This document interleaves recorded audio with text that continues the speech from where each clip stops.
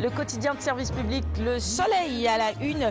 Le président Macky Sall à Berlin, retour donc sur cette visite du chef de l'État avec des accords pour l'installation d'entreprises allemandes, un important portefeuille pour l'industrie, l'éthique et l'énergie. La chancelière Angela Merkel promet 655 milliards de francs CFA pour les PME africaines. Voilà une excellente nouvelle à la une du Soleil également. Ce matin, le directeur général de Miferzo sur le contrat avec les Turcs, Amadou Camara, se confie. Il dit qu'on attend une rentabilité de 93% pour le Sénégal. L'exploitation du gaz, le modèle sénégalo-mauritanien est magnifié par l'Union africaine. Et puis les mines antipersonnelles en Casamance, 830 victimes malheureusement ont été dénombrées. Enfin, la lutte contre les maladies chroniques et l'infertilité en Afrique, les efforts de la fondation Merck et des premières dames africaines saluées.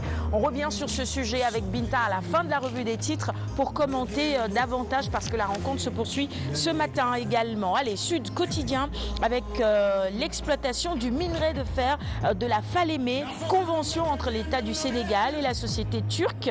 Alors, la guerre des tranchées, peut-on lire à la une de Sud Quotidien ce matin, et les interventions du ministre Sophie Gladima également dans les colonnes du quotidien Sud Quotidien de ce matin. Passons à la une du quotidien Le Quotidien après Sud Quotidien. Enjeu de l'exploitation minière, Gladima voit une société civile. Voilà, il faut bien lire. La société civile n'informe pas, dit-elle, elle désinforme. L'As Quotidien.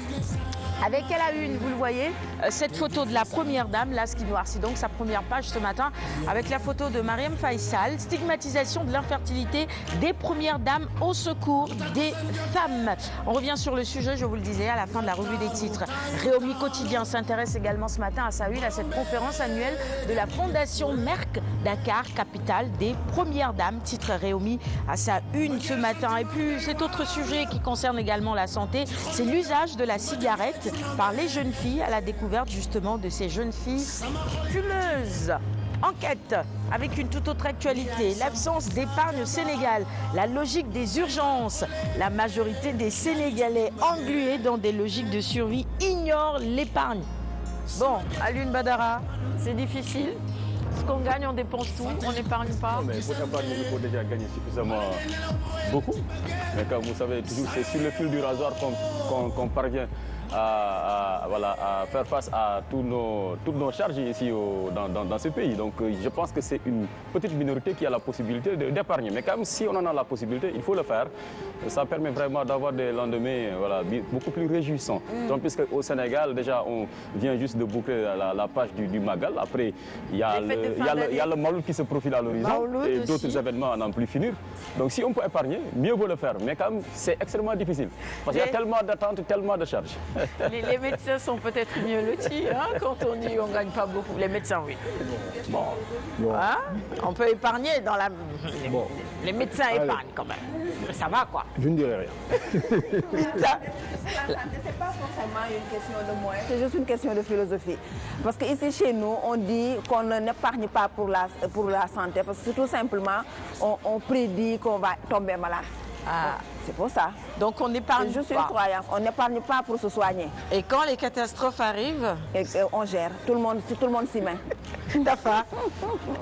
Non, nous, on est des talibés, aussi des armateurs, donc on vit au jour le jour. Voyez-vous, c'est le système des... un peu partout. Ils ont la possibilité d'épargner, mais c'est qu'ils n'ont qu'une seule source de revenus. Comme nous autres. Comme nous autres, là. C'est bon, difficile pour nous. On en reparlera. Allez, enquête maintenant. C'est justement enquête qui nous proposait ce titre sur la logique des urgences, l'épargne donc au Sénégal. Le quotidien, les échos avec un tout autre sujet. Attention, danger, Air Sénégal en décollage forcé pour Paris. Pourquoi? Eh bien, vous pouvez lire les explications du quotidien Les Échos. Ce matin, nous passons à la une des quotidiens spécialisés en sport. Stade avec un Sadio Mané en grande forme, un Koulibaly et un Diagne en forme également. Eh bien, ils font tout simplement trembler l'Europe. Ces messieurs, record. Ah, toujours à la une, vous le voyez, hein, cette photo de Sadio Mané. À ses côtés, il y a Mohamed Salah, Liverpool Ballon d'Or africain 2018. Sadio est salé coéquipiers et rivaux pour le Ballon d'Or africain 2018. Vous connaissez déjà vers qui vont nos votes ce matin. Sadio Mané, évidemment. Et on termine la revue des titres du jour avec Sunu Lamb et l'expiration de son mandat aujourd'hui. Va-t-on vers la mort du CNG, mon cher Aîné, toi qui disais qu'il fallait revoir les choses? Il faut inéluctablement créer une fédération, aller vers une fédération sénégalaise de lutte. Et pourquoi pas organiser un championnat sénégalais de lutte avec frappe? Pourquoi pas? Il faut qu'on aille vers ça. Il va falloir que le CNG, que cette future fédération s'organise en conséquence pour aller vers ça. Tafa est d'accord avec toi? Moi, je ne pense pas que le milieu de la lutte est prêt pour cela. Franchement, pour un championnat de lutte avec frappe, par rapport à l'enjeu qu'on voit avec les promoteurs, avec ce gain d'argent, donc je ne pense pas que le milieu de la lutte soit prêt pour ça. Bon, allez, en tout cas, ce matin, dans les colonnes de Sunu Lamb, vous avez les avis de Bala Diouf qui dit, après 24 ans de règne, l'heure de partir à sonner, Cherso, qu'on laisse à Alioune Sarr préparer le terrain pour la fédération. Et Boy Khairé, il doit partir pour le bien de la lutte. Voyez-vous, le débat n'est pas encore tranché. Mais c'est tout pour la revue des titres de ce matin. C'est tout tranché sur le plateau. On va offrir les quotidiens du jour à notre invité, le docteur Gérard Fahimi, qui est avec nous. C'est une tradition. Merci. On offre les